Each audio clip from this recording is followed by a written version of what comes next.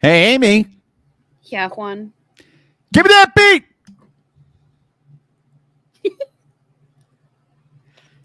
Give me that beat. It's Baseball Shangri-La with Amie Cuevas and Juan Ramirez.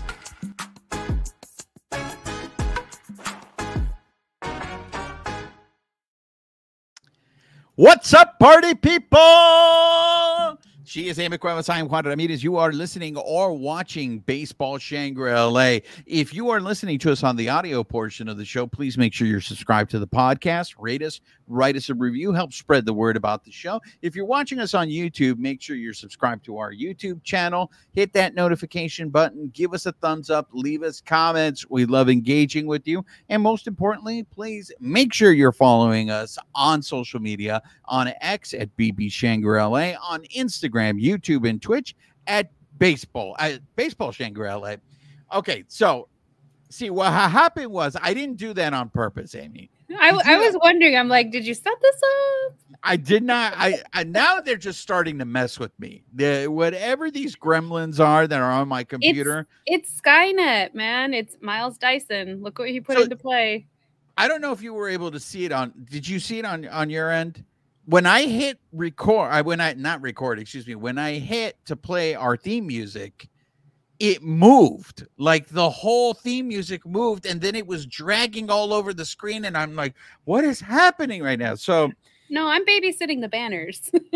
yeah, so we need an engineer on this show. So if anybody wants to join the Baseball Shangri-La team and strictly just for engineering purposes, handle the theme song, since You've got it. We're fine. Since I seem to struggle a lot with our theme song. But anyways, hey Amy, how are you? How you been? I'm good. I love starting our show with a laugh. So if anything great that you want to compliment or talk about from your past weekend, any great experiences you want to share? Okay.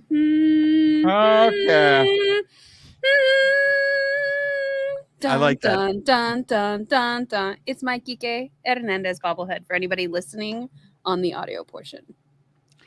All right, let's okay, so yeah. He's such a great player. God, I love him.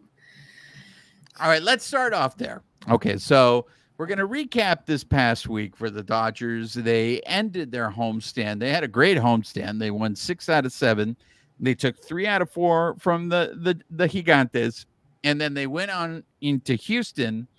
And I don't know. I think we officially lost one game, technically. We lost both, but we lost the second game ourselves. So all right. I'm not trying to take anything away from Houston, but whatever, Houston. But we lost to ourselves. Okay, we're gonna get it. Don't listen, Kike. Don't listen. Let me put you away. We're gonna get into that when we talk about the Astros, but let's start with the Gigantes. So let's just start with your Kike bobblehead, since you brought it up there. With that, correct me if I'm wrong, they gave out that bobblehead on Women's Night. Is that correct? That is incorrect. Women's Night was a special promotion. So all the gals who came in who paid for the extra ticket packet got like a Stanley Cup that had like women's something on it. I don't know. But it wasn't on the same night? That was Tuesday. Wednesday was the Kike bobblehead night. So Tuesday, the players' wives got to pick their songs, except for some reason, Kevin Biggio didn't get the memo because he didn't have one of the like female-led songs. So, whoops. And then Wednesday was Kike's bobblehead night, where so in past years when he had a bobblehead, I think he hit the walk-off. Me and my friend were talking about it like in 2019. So he struggled a little bit Wednesday night, but he came back in Thursday. So like just running on all cylinders the next day. But on the bobblehead night, I got to meet one of our listeners in person, Philip Lopez. So that was lovely. The Mr. Raider himself, the ghost of Al Davis, Philip Lopez, who's a big supporter of the show. So shouts out to Philip Lopez. But that just so happens that Kike bobblehead night was the only game the Dodgers lost on the homestand. That was the game that Tyler Glasnow pitched. Yeah. It was. But and we signed and activated Nick Ahmed that night. I was surprised. I was like, oh, it wasn't he like a lifetime Diamondback, and then come to find out he'd been on the Giants all year and basically was DFA'd like a week before, and then the Dodgers gave him a call and he hopped on a plane and switched uniforms. Yeah, that is correct. That was, but the thing that fascinates me most about Nick Ahmed, not that he played for the Serpientes or that he played for the Gigantes, is that he always kills the Dodgers.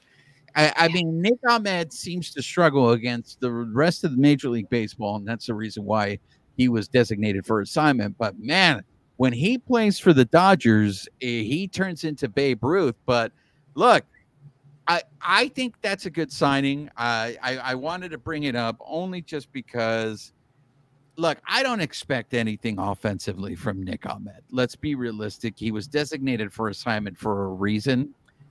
But defensively, that dude is solid. And that's... Which is quite interesting that you say that, because Kike gets a lot of hell for like not being as good offensively as everybody would like, but he's really great defensively. And that's expectations, Amie, because of the fact that I feel Kike is a better offensive player than Nick Ahmed. So I expect more from Kike. And he was showing signs. He's been showing signs of the bat waking up a little bit. But when I look at Nick Ahmed, I look at a glove only. Okay. When I see Kike Hernandez, I see a guy who, in my opinion, should be hitting better than what he's hitting. I don't see Kike Hernandez as a 200 hitter, and that's what he's been hitting, up until this point. That's fair. So that's the way I look at it. So and plus, especially with the Chris Taylor injury now, what it does is Kike can then go to third. I mean, and how bad do you feel for Chris Taylor? He was showing signs of life. He was almost getting close to the Mendoza line. He had the Mendoza line in his sights. Speaking of players, I think at one point I was looking at Austin Barnes' stat line, and he's hitting 280. It might be a little bit higher now, but and not only 280, 281. Put some respect on Mr. Austin Barnes, who has a 12-game hitting streak. That's right, he does. Oh, yeah. Look, Chris Taylor's at 167. But, hey, that is better than wasn't he at .660 when, the season started? Exactly. That's why I'm saying he was going to he was making strides. He was. And when I saw him make the turn at first base and slow down, I was like, oh, this poor guy. Just because, look, I can't lose sight of this, of just... These people are human beings, and seeing how he beats himself up, especially in the beginning of the year, and to see him actually start, I mean, you have to take into account when you're hitting .060 and you raise your batting average 100 points. That's good. Exactly. I know overall it still doesn't look good because you're under 200, but still, he was showing signs, and look, I'm not going to sit there and say, hey, he was going to end up hitting 300 or anything like that. I mean, and he may end up cooling off and all that stuff, but just on a personal side, it was a market improvement. And the same even for Austin Barnes. You can see the change in his demeanor now that he knows he's hitting 12-game hitting streak, like you said, or on base streak. You can see the change in him because, I mean, he does well behind the plate. Pitchers like the games that he calls. I think Will Smith is a little better at throwing players out at second. He pops up a little bit quicker.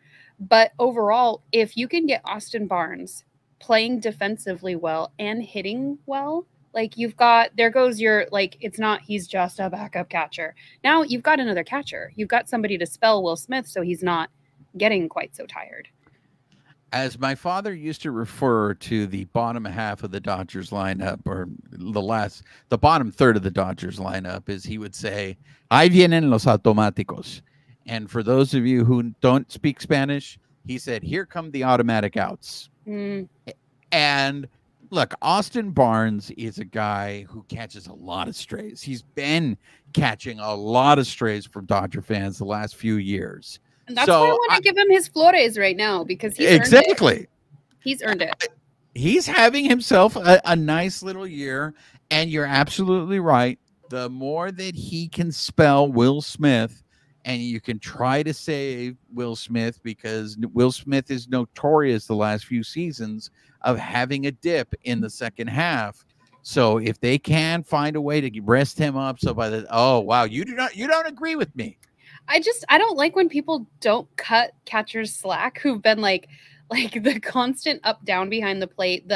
Not saying that the other players are not putting in physically, but I just like they get tired. It's not something that's only refined to Will Smith. Like, it happens with a lot of catchers that we see. So if you do have another player that can spell them, I think that's the best case scenario versus having one catcher ride out the entire season and not get tired at all.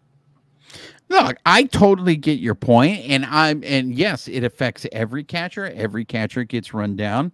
The problem is Will Smith is a very important part of this Dodgers lineup. Mm-hmm. Will Smith is usually your cleanup hitter when everybody is healthy. So if that guy slumps, it affects the lineup. And if we're running with like the B team lineup at this point. No shade to the team, but even Rojas on Wednesday went on the IL for right forearm tightness. We had CT3 go on Thursday for the left groin strain. Like, we are running on not the team we started with, on opening day. Exactly. And that's why it's important that he stays healthy. It's important that he's, somewhat fresh and that he's in the lineup, because if you saw some of those lineups against the Astros this weekend, you win. Yeah, exactly. You pulled my laughter a few moments ago, that was not joy. That was nervous. Oh my God, I'm cringing laughter. Exactly. You're looking at that lineup going, how the hell are they going to score runs? Like, where is the offense going to come from? But before we get into the Astros series, like I said, the Giants, the Dodgers did what they were supposed to do. They beat up on a Giants team that is struggling. They won 3 out of 4. Look, for me, let's just get it out of the way, because the big thing is Clayton Kershaw made his debut in that series. He went 4 innings. What did you see from Clayton Kershaw? I was listening to the game because I was at the beach that day. So, from what I heard, he did a great job. 4 innings, 6 hits, but only 2 runs, 2 earned runs. He walked 2, but he struck out 6. So as far as like a first outing, I think that's all we could have asked for him, especially from somebody who hasn't pitched all year. And he did hit his career strikeouts. He's at 2,950 right now. So he's 50 away from 3,000 as of the last game he pitched in. So kudos to him. The same day he had his first season start, we also DFA'd Johan Ramirez after that. You mentioned the Wednesday loss. Part of that came from some of our relievers that given up 5 runs that inning, which was our bullpen is struggling. They're tired. I'm going to save the bullpen for later, because I want to be positive like you are. But I will say this about the Kershaw outing. I was surprised. I was not surprised that he went 4 innings. I think that was expected. But what I was surprised. Did you have an expectation before he went in? Because I didn't know. Somebody had asked, and I was like, I'm not even going to go there. I'm not even going to make a prediction. I'm going to tell you, based on how he was pitching in the minor leagues, I thought he was going to get lit up. 87 miles per hour to me was very concerning. And, say what you will about that San Francisco Giants lineup, they're still major league hitters. They still play up to the Dodgers every time we play them.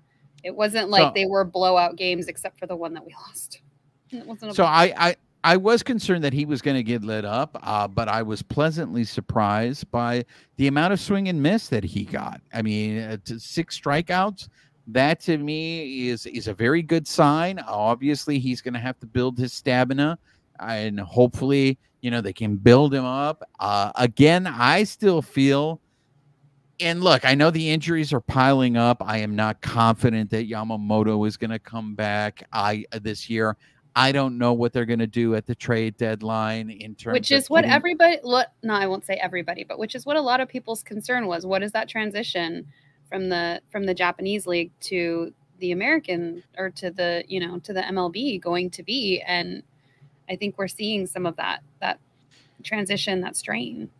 I mean, look at the Metropolitans. Kota Senga just came back from the IL, pitched one game, and now he's back on the IL with a calf strain. So there is precedent with Japanese players, in particular pitchers, coming from that league into Major League Baseball and having to deal with injury.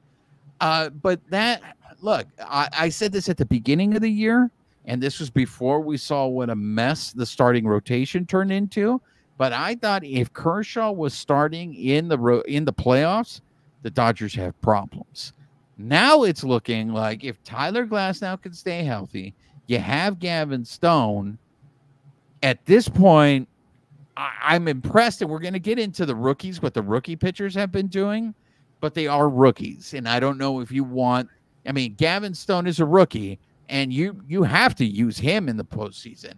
So, but these other rookies, and hopefully he stays healthy. And honestly, that's the last, some of the last media scrums that I was a part of. That was, Robert Scott asked this over and over, like, how does it feel, when you thought Kershaw was coming back in, to your point, like it was going to be a luxury to add him in, and now it's a necessity. And that got brought up 2 or 3 times while I was there that last weekend. And I think it's been brought up since, and it's just like, it's now a necessity because the team is human, not superhuman.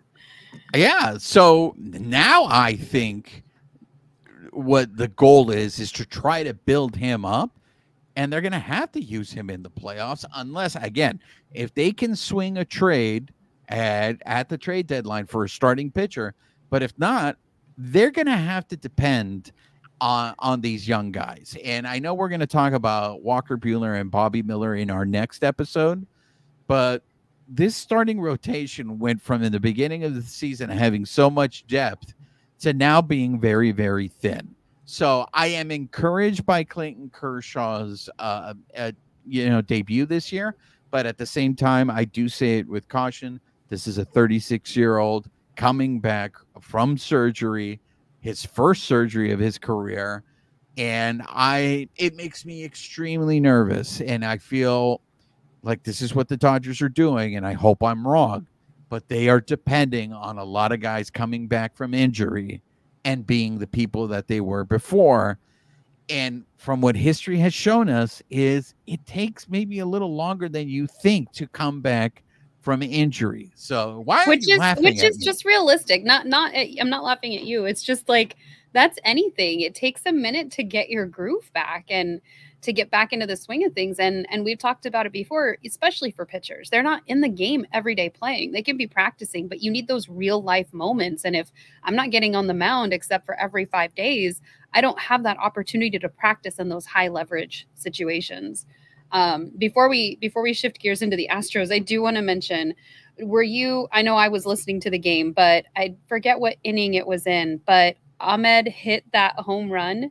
And it was his second home run of the season, but his first as a Dodger. And it just felt like, I saw a bunch of memes afterwards on social media. It felt like Shohei was like, hold my beer, watch this. Like, having his moment, and then Shohei crushes his like 30, I think it was his 31st home run. And it was just like, oh, he just came around and was so stoked. And then it was like, boom. Joe Davis mentioned that on the broadcast. So okay, Davis, I was listening to Tim Neverett. So. Joe Davis basically, not in your words with hold my beer, but along that same thought process, Joe Davis was like, poor Nick Ahmed basically won the game for the Dodgers. The guy was DFA'd. He got called in. This is his big moment. And then Shohei comes and goes and just hits a shot. And, of course, now everything is about Shohei. It's about Shohei hitting that home run. So, yeah, it was but like I said, I'm not expecting much for Nick. The only thing I'm expecting from Nick Ahmed is play good defense and if anything you get from him offensively It's a is a bonus. Exactly. But yeah. Did you see the stat? I think it was Opta. I'll have to look it up. But essentially, Shohei is leading the number of home runs versus runners in scoring position. So at the time, it was 31 home runs. It still counts with his 32nd. But essentially, of his 31 home runs, only one of those has been with runners in scoring positions. Or scoring position, sorry, not plural. But basically, 30 of those are solo shots. I did see that stat, and the question that I had immediately was, he does hit in the leadoff spot. That's fair. And there was a good stretch. The Dodgers' last third of their lineup didn't really start producing until recently. That's fair. But Mookie was for the good part of the season. Mookie was leadoff too. So that is true. Look, that is like I say, I don't know if it's fair because I don't have all the numbers in front of me, but that is a narrative I think that's been going on throughout the whole season, and that is Shohei with runners in scoring position, because he did start off really bad in the beginning of the season. And to be fair, coming off surgery too, though. So yeah, but I think the feeling was, well, let's see at the end of the season, because all these numbers will even out at the end of the season. I did see that, and the first question I asked myself, well, he hits in the leadoff spot, and if nobody's on, so I am curious. That's you bring up a good point, because since Mookie's been out, he has been leadoff. So if he is hitting, I'd have to double check and see, like, when are those later in the game, or is it like, are most of his home runs earlier in the game where that's not going to be a factor? Because once you have that first inning, at that point, it's kind of fair game once you go around the roster or the lineup. So, and you did have Mookie there for the beginning of the year, but again, he was still getting in his groove. But this is where I think you just not proved my point, but you backed up what I feel about stat lines. I love stats. I love diving into them, but they are so much more than just numbers, because when you add the humanity into it, it is things like that. Well, how many times did he have a runner actually in front of him? How many times was he actually in the position to do that? So I think you bring up a valid point. It's not just a number. And that's just information that I don't have. And so it's not to say when they throw that stat out there that it's wrong or that it's misleading. Correct. Because the other thing is I don't know how many home runs he has hit since Mookie went on the IL. So of those, did he go on like, oh man, I'd have to go through all my scorecards and double check. You know what I'm saying? So it is, but I did see that.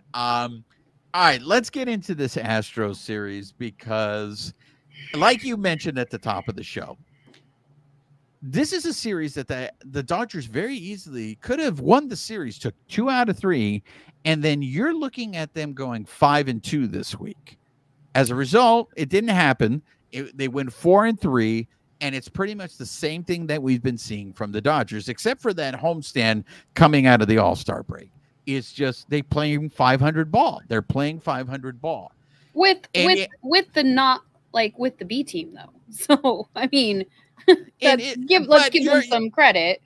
It is, but you are also the same person that said you never want to use injuries as excuses. I don't want to use injuries as an excuse. It is a reason though, and we're still leading the NL West. So I will say, me and Rick Monday were very, very upset on Friday. I act like we were hanging out. He was on my radio again while I was at the beach. I was on vacation the last half of last week. So I don't know if you caught it, if you were watching it on the broadcast, but they mentioned it on AM 570.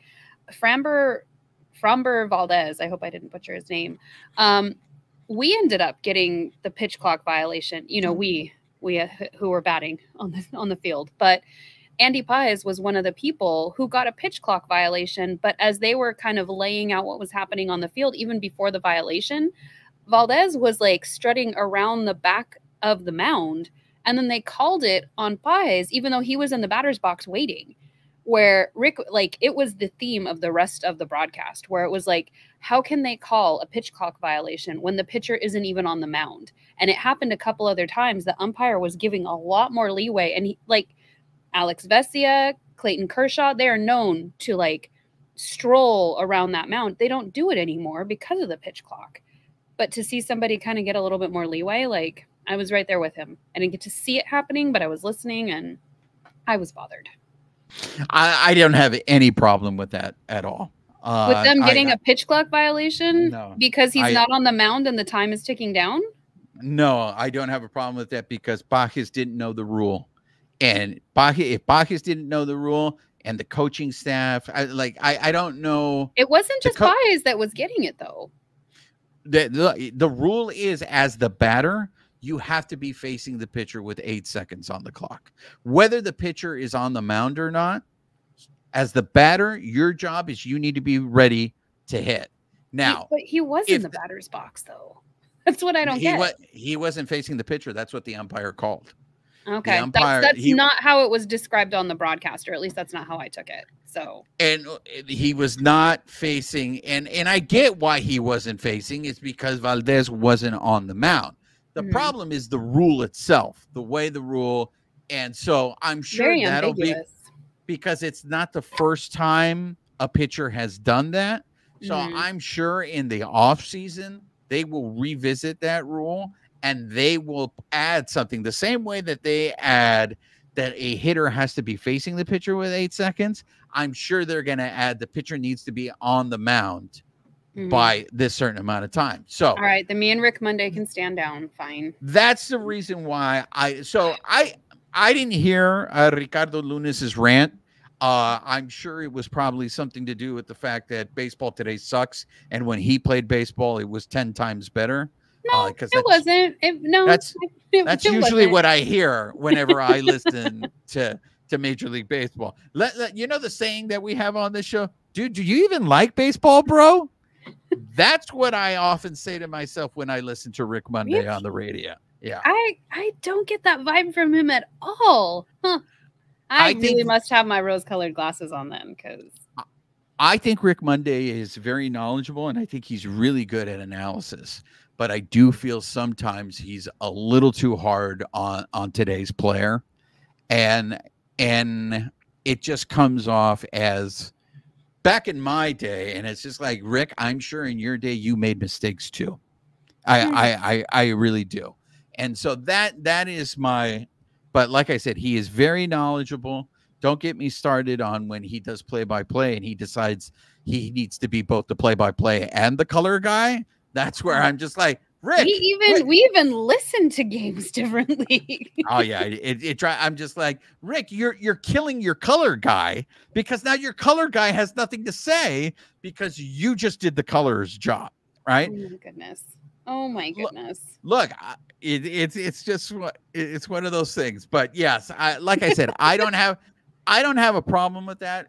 I have more of a problem with what everybody was talking about this weekend, Amie, and that is the two big decisions by Dave Roberts to not only remove Robleski on Saturday from that 5th inning, but doing it to River Ryan on Sunday. And I think we're going to disagree on this one. So, ladies first, your take on those. No, please, by all means, go ahead. Look, I've had the pleasure of interviewing Jerry Hairston on more than one occasion. And I think he does a spectacular job on Spectrum Sportsnet LA. I sometimes have a hard time with Spectrum Sportsnet LA. And I have to remind myself, this is the Dodgers television station. As much as they sound like they are apologists for the Dodgers, they have a job, and their job is to make the team look good. And I feel sometimes when they are critical of the team, they kind of pull back their punches, with the exception of Jerry Hairston. I think Jerry Hairston is critical of the Dodgers when it is necessary to be critical of the Dodgers. And what I appreciate is his honesty. While Nomar will sit there and try to defend, and Hershiser is guilty of this the most, in my opinion. While he tries to explain why, well, this is the reason why they made this decision, it really sounds like they are making excuses for the team and stuff like that. And this is, as a viewer, how I can understand you get frustrated and be like, I watched the game too. I know what I saw, and what you're telling me is I didn't see what I saw. And that's what I appreciate about Jerry Hairston. Jerry Hairston came out. The first thing he said when that game ended was, why not let Robleski finish that inning? And not only that, because of this, I think he did a great job of explaining why. And that was the Astros' two best hitters in that lineup. Robleski got them out. He busted them out. And it was just like, if you want these pitchers to learn how to get out of situations like that, you have to give them the opportunity to see if they can get out of situations like that. And the River Ryan one, I think, was even more egregious because before the game, Dave Roberts said he was going to give River Ryan a longer leash because of the situation with the bullpen, because certain guys were not available. So he needed in his River defense, Ryan. He did get 91 pitches, which is a good 15, 16 more than what he's used to throwing, because I think 676 was the most he's thrown. 75. And that what you just said right now is the other issue that I have with this, Amie, and that is, I think the reason why he pulled River Ryan, and it was probably the same reason why he pulled out Robleski, is those pitchers are on pitch counts. Mm-hmm. But they will never admit it. They won't admit that. And the minute they hit those pitch counts, they pulled them. Because the River Ryan one made no sense to me, because you left him in there to face a lefty in Yordan Alvarez, not just any other lefty, but a stud. You left him in there to pitch to a lefty. The next hitter is a righty, and you brought in a lefty reliever in Vesia to pitch to the righty instead of leaving River Ryan in there with 2 outs to see if he could get out of that inning. That's what I was hinting at, and that's what I appreciate about Jerry Hairston, is the respect that he has for his audience, where I am not going to lie to you. I am going to tell you this is what they were thinking, but I'm also going to tell you it doesn't make sense. And he also prefaced this by saying, I don't know what was going on in the dugout, but from an outsider's perspective, this is what I see. And I think that's why Jerry Hairston is so great, and I want to give him his flowers for that. And that's why I also think those two guys were on pitch counts, and they won't admit it. And the other reason why, and I wasn't the only one who picked up on this. Not that they won't admit it, because they were talking about that on the post game too. It's endemic with the minor leagues. All of these young pitchers are on pitch counts. And so you bring them up, and they're not used to going deep in games. They don't have the innings. They don't have the buildup of pitches. You can't just throw them out there and be like, all right, go 7 innings. If you've only ever thrown 70, 75, that's a problem we're having in the minors. Well, we don't want to injure them before they get up to the majors, is what they were saying on the broadcast afterwards. Well, yeah. So how do you stretch them out? Especially Robleski has only been up a couple weeks. River Ryan, this is only his second game. You can't just stretch them out. He might have had a longer leash. That leash was still only 90-ish pitches versus the 75, which was still his longest before that. I think 5 or 6 innings that he pitched was the longest he's ever gone. That's a problem they need to address in the minors then. That's also a problem they need to address either with the stuff, the velocity, all that other thing, anything that's going to impact these pitchers getting injured earlier. We need to start addressing that sooner before they get up here. And it's already a problem. Now what do we do? No, I agree with you 100% on that. The issue at hand, and we both know this, the Dodgers are extremely conservative with their pitchers. They do want to protect them. They end up getting hurt anyways. And we can save this for another episode, because you have brought this up many times, the number of pitchers that the Dodgers have on their injured list. And I would love to compare it to other major league teams, because the Dodgers do so much to protect these guys, but they end up getting hurt anyway. This decision to me, and I listened to both post-game interviews with Roberts, and I wasn't the only one who picked up on this. Tim Cates of a 570, when he was on Dodger Talk, asked the same very question to, I believe it was Jose Mota, and that was, on Saturday, Dave Roberts seemed like he sounded remorseful of taking Robleski out, especially we're going to talk about a guy who's really struggling through it right now. But he seemed to he was very remorseful and be like, yeah, that decision didn't work out. And then on Sunday, when they asked him about the River Ryan decision, he got extremely defensive about it. Well, and yeah, that was, because he's already getting it from everybody. Like it's already happened. But I understand why Dodger fans get upset when they see this, because this, even though it wasn't the playoffs, this felt like the playoffs, because the Astros, and look, let's tip our hats to the Astros. The Astros have been like the best team in Major League Baseball, I believe, since like the beginning of June. They completely turned their season around. They started the season 12-24. Like, they were in last place, and they just completely have turned around their season. So they were a very hot team going into the series. And even with the B team, the Dodgers could have won that series again. So it felt like a playoff series to me, where what it felt like is we're losing these games because of decisions being made in the dugout. And that to me is, I feel, why Dodger fans are so frustrated, because if we're seeing this now and we've seen it in the past, what's to make me think it's not going to happen again in the future? Well, one, we have no control over it. But two, to me, it just comes down to, you're damned if you do, damned if you don't. Like, Dave Vassay brought this up a couple months ago on the radio broadcast. All of the good decisions he makes, nobody congratulates him on it, which, fine. You don't need to throw him a party. He's doing his job. That's what he's there for. But like the big stuff, like, we all have the benefit of hindsight. So it's like, yeah, would I have pulled him out? Maybe, maybe not. Am I looking at the pitch count? Am I getting feedback, from the front office of like, take him out, leave him in?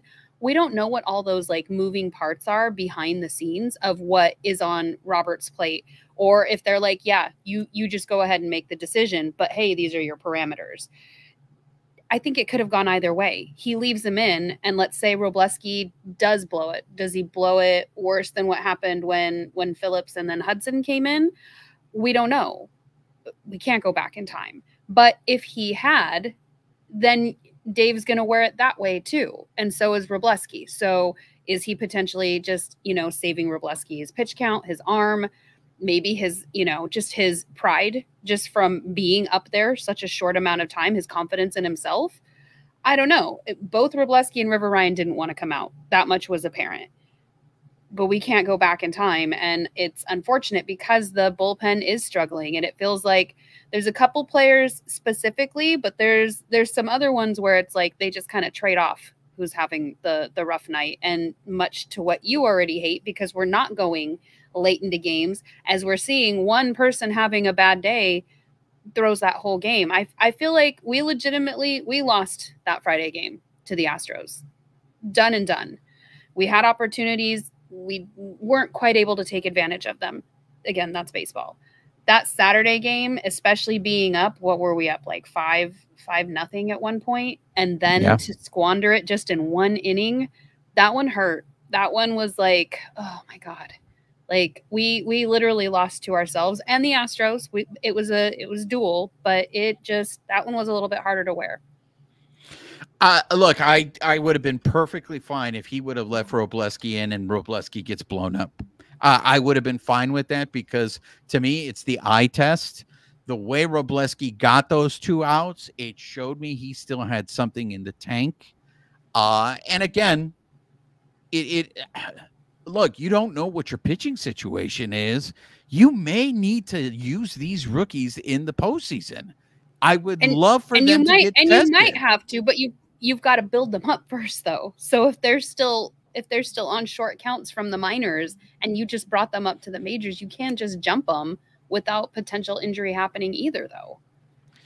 But they still get injured. I'm a firm believer in that adage that you can't protect against injury. As much as you try to protect against injury, like sure, the Dodgers have proven you can't, but I can't go out today and just go run a 5K. I've got to work my way up. I'm going to start running maybe, a little bit today, push it a little bit more tomorrow. I'm not going to just go out there and start practicing and running a 5K right now. Like, it doesn't work that way. You have to build it up. So for as much as we hate that these guys are on short leashes, it's going to take them a minute to build up. They just got up here. Robleski's only had like 3 or 4 starts, I think.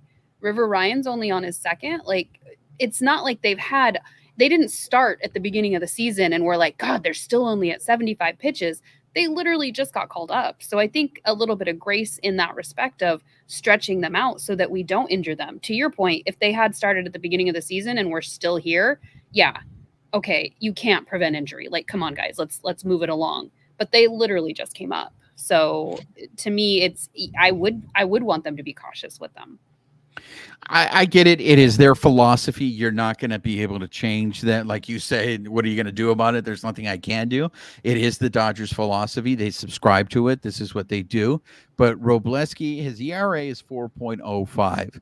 All that ERA has been going down with every start. He had an ERA, I believe, over 7 when he first made his major league debut. River Ryan has an ERA under 1.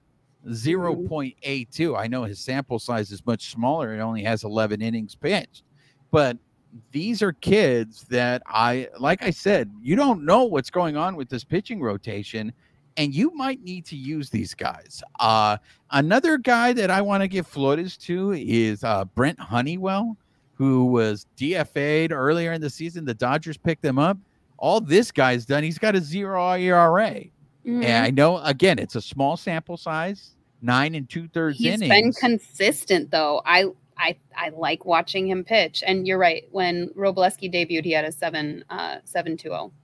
Yeah. So, I mean, these kids are showing me stuff. And I think the more you can put them in a pressure cooker and really test them, I feel is better for the Dodgers to know, hey, we can trust these guys in the postseason. Now, that doesn't mean it's going to translate okay in August saying that about Robleski, but not like he just came up. So pressure cook him next month. We're almost there. Another guy I want to give flores to, and it continues his streak, and that is Gavin Lux. Gavin Lux hit 421 this week. I mean, the guy he's out there and he's hitting. And this is another guy in the same vein as Austin Barnes and Chris Taylor that we talked about earlier, who caught a lot of strays from Dodger fans. There were a lot of Dodger fans that gave up on him, who jumped off of the Gavin Lux train. So it is really nice to see him bounce back. The last 9 games, he's hitting 520. He's got 3 home runs, 8 RBIs, and 7 extra base hits. So he's doing it. Do you have any other flowers you want to give before we talk about Doomsday? Yes. And we wrap up the show. So River Ryan, I do want to give flores to because he did pitch 5 2/3 innings. He did a great job, especially for his second start in the majors. Like, great job, kid. And then also Joe Kelly just being Joe Kelly. I don't know if you caught him in some of the games. Saying some stuff, chirping from the dugout, things I'm not going to repeat on here, but also like when asked after the fact, like about hearing like the Houston boos in the stadium, and he's like, oh, they weren't loud enough. Honestly, didn't hear them. So like, man, I love that guy. Just because he called one of the Astros pitchers a kitty? Yes. Is that the one that you're referring twice, to? Yes. Hey, kitty? Mm-hmm. Okay. Do you have any other flores? No. I think Honeywell was up there for me. How doomsday are you about to get, sir? It's going to get pretty bad, but I do want to give one last bouquet out before we go to the doomsday, because we do need to wrap things up, and that is Biggio. He had himself a very nice weekend in Houston. Talk about a guy who catches strays. And his dad was there too. His dad got to see him. How many times are they going to cut to his poor dad? I was telling my daughter, I was like, he would strike out and they would cut to his dad, especially on that Friday night game, the Apple game. I'm like, why are they doing this to Craig Biggio? Like, well, and doesn't he work for the Astros organization? I think is what I heard. I thought I heard that on one of the broadcasts, was that he also works for the Astros organization. But Biggio is a guy that I constantly question. Why did they even pick him up? I mean, it's bad enough that he got DFA'd, but not only was he struggling with the bat, but defensively, I don't think he looked good either. And I was like, we got this guy because he could play multiple positions. So for him to go, he's from Houston. He was born in Houston. For him to go and had that limited success this weekend, hey, you deserve it, buddy, because I don't know how much longer you're going to be on this team, and enjoy your moments. So, yeah, I want to give Biggio. Now let's go to Doomsday. I got all the positivity out. I think your Doomsday is the same as my Doomsday. I don't really have Doomsday. I'm hoping some players turn some stuff around, but it's not like I'm diving into the depths of Dante's Inferno or anything. Wow. So yeah, I'm the dramatic one. I mean, you're calling it Dante's Inferno. I'm just saying poor Evan Phillips is going through it right now. Poor guy. And I don't know if he's broken.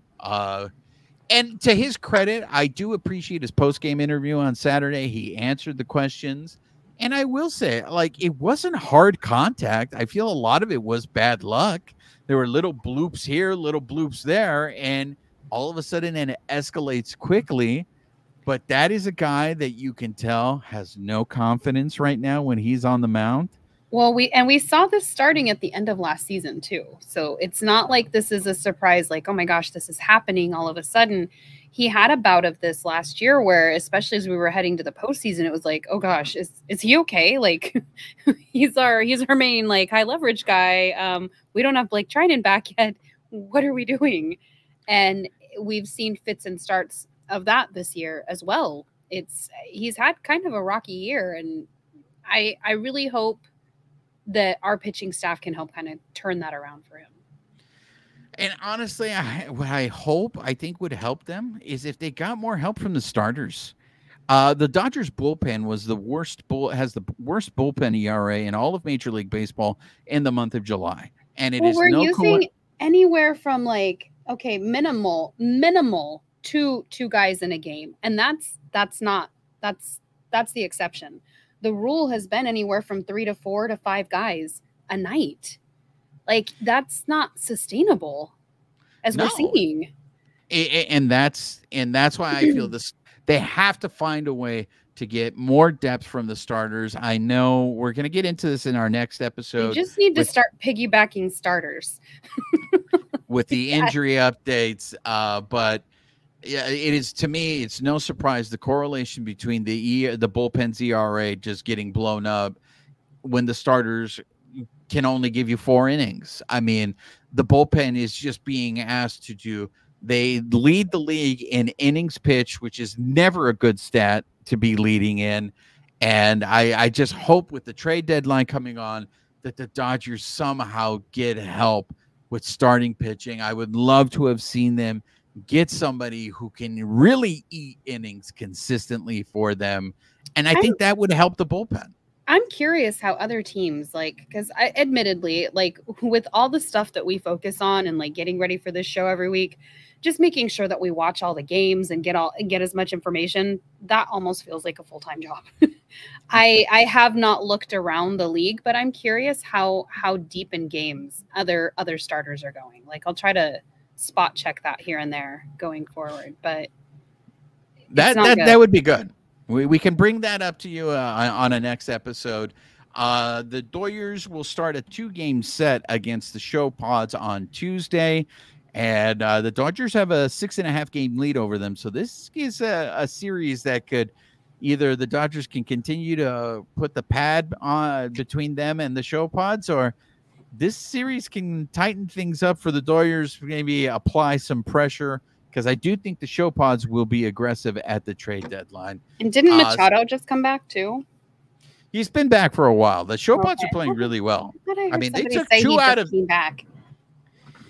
They took 2 out of 3 out of a very good Baltimore Orioles team. So that the problem with the Show Pods is their consistency. They go on these stretches where they win 7 in a row and then they lose 7 in a row. So let's see what the Show Pods are doing. At least we salt ours a little bit more sporadically throughout. It's not like feast or famine in that respect. So these next 2 months, the National League West might get a little interesting here. Any last words before we wrap things up? That's baseball. You got it. All right. So that's going to do it for this episode. For those of you listening on the audio portion, please make sure you're subscribed to our podcast. Make sure you rate us, write us a review, help spread the word. If you're watching us on YouTube, make sure you're subscribed to our YouTube channel. Hit that notification button. Give us a thumbs up. Leave us comments. We love engaging with you. And most importantly, make sure you're following us on social media, on X at BB Shangri-La, on Instagram, YouTube, and Twitch at Baseball Shangri-La. She's Amie Cuevas. I'm Juan Ramirez. Nos despedimos con un beso. Amie, say goodbye to the people. Goodbye, people.